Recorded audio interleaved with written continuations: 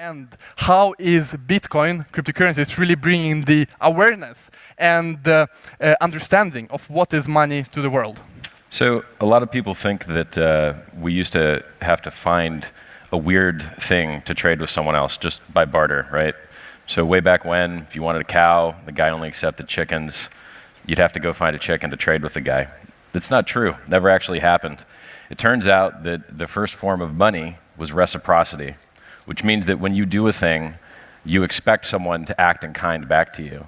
And that thing that evolved among many creatures, not just humans, where you remember whether you've been treated well and respond in kind, or you remember whether you've been treated poorly and respond in kind, that's actually what money is. So if you think about a family, families in general don't have like a currency, but they still work, they still operate, tasks get divided amongst people, and people kind of understand what fair is. You know, mom and dad go out and make the money, kids do the chores, seems fair and balanced. So that evolved. Once societies got too large to remember an individual's relationship to the other members, they had to start writing it down. So the first thing they did is they had people that had good minds and good memories kind of account for who owed who what, right? And these would become tribal leaders. And then they turned into cities, and then they turned into states, and then they turned into nation states and unions. And, you know, if you believe in conspiracies, maybe we end up with a one world government at some point. So all of these collectivist groups have outperformed the ones that didn't collect. And so Bitcoin is basically the top of that food chain now. So originally we had memory and reciprocity. Then we had marks on sticks. We had marks on papyrus. We had marks in clay. We had Excel spreadsheets. We had government-issued currencies. And so, you know, a lot of people say, I'm not in it for the money, I'm in it for the technology. It's a little bit silly, right? In order to have a good proxy for human energy and effort and time, the only thing we all have the same. We all have the same time. We all have the exact same hours in the day. We all have different opportunities. If you want to account for that stuff, you need another scarce thing to represent it. That's the problem with fiat currencies. If a government wants to come and blow up another country, they don't have to ask you for permission. They don't have to ask you for your money. They don't need your money. They can just print it over there. And so if you worked real hard and you saved for years and years and years, you find out that your bank account's been robbed, but not in the way that you think. You still have the number of dollars that you thought you did, but they don't buy as much anymore. So they continually steal your money without telling you about it by making it worth less by printing on the other side. Bitcoin can solve that, right? And in order for it to solve that, it has to have a huge value. In order for it to have a huge value, a lot of people have to buy a lot of it, and the price has to go up. So when people say, oh, you know, speculation's not that great, it is that great. This stuff only works if it has huge economic mass. And in currencies, it's a competition of which currency has the most liquidity. And the one that you can buy and sell and trade in and not move the market against you is the one that outcompetes all the other ones, right? In the end, money is just language.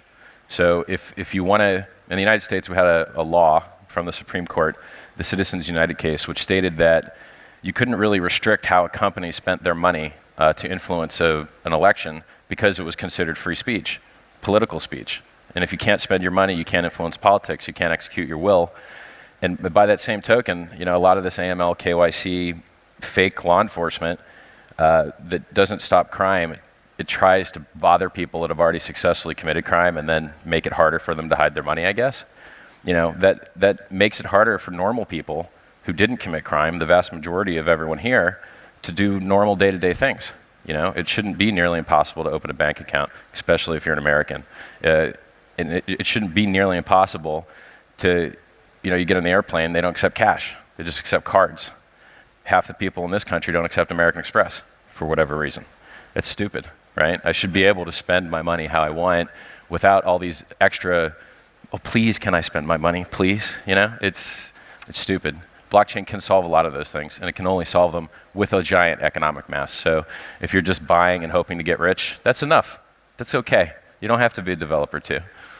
By the way, guys, if you have questions to Richard, go to Twitter and tweet your question, and use hashtag Bloxpo. Then we'll have our question guys over there from Toshe Times who will read your questions and ask your questions.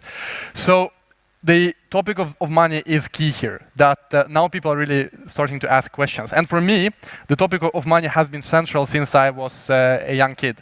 Because my grandmother, for example, she had a bunch of euros under her pillow and a bunch of dollars. And we lived in Belarus, so I asked her and my parents, why do you have dollars? Why not use Belarusian ruble?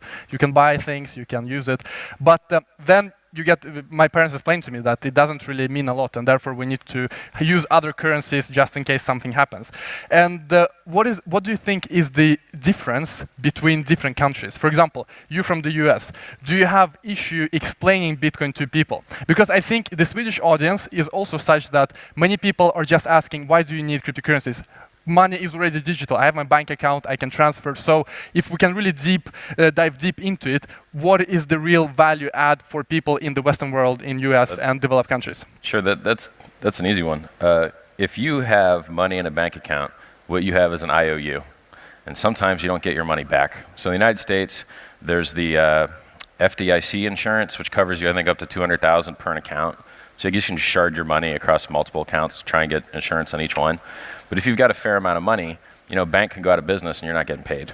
If you look in Cyprus, those banks went out of business and they just took a haircut. They just took everyone's balances and divided it by 10, and I think they gave them about 10% of what their balance used to be.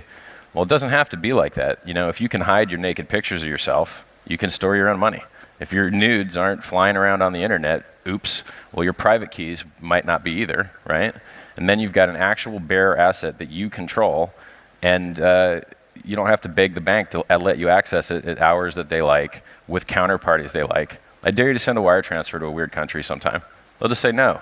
If you want to send someone a Western Union, I know somebody that just sent a Western Union from Texas, and they were interrogated about how well they knew the person and to make sure it wasn't a scam, and when's the last time you talked to them.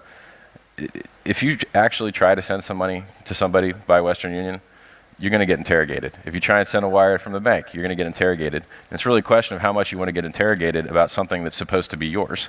And so that IOU, that fantasy that some number in an account is really yours, it doesn't need to be that way. You can really have your money like your naked pictures. Send them to who you want, when you want, and no one else, I think many people are also wondering the following question, that these interrogations, that you call them, aren't they in place for a good reason? To prevent money laundering, serious financing.